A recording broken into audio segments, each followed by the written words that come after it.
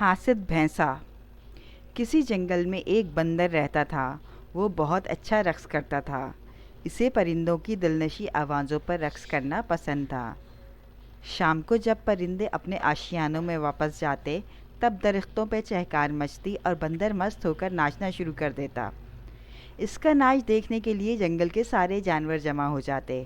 بندر کا جسم چھوٹا اور لچکدار تھا، اسی لیے وہ تیزی سے گھوم سکتا تھا، اچانک گر کر اٹھ بھی جاتا تھا۔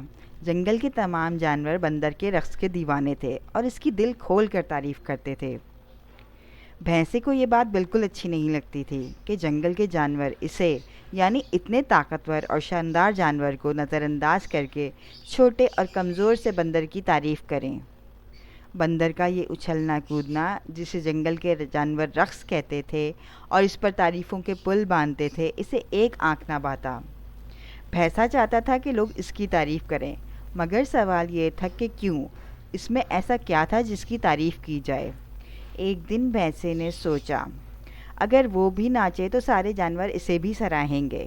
بس اس نے اعلان کر دیا کہ وہ بھی ناچنا جانتا ہے اور آج شام جانوروں کے سامنے اپنا فن پیش کرے گا۔ مقررہ وقت پر سارے جانور جمع ہو گئے۔ سب یہ دیکھنے کے لیے بےتاب تھے کہ اتنے بڑے اور بھاری جسم کے ساتھ بھینسا کس طرح سے ناچے گا۔ جب سارے جانور جمع ہو گئے تو بھینسے نے ناچنا شروع کر دیا۔ پہلے تو بس تھرکتا رہا، مگر جب جانوروں نے اسے تیز ناچنے کی فرمائش کی اور بندر کا ناچ یاد دلایا تو اس نے تیزی سے ناچنا شروع کر دیا۔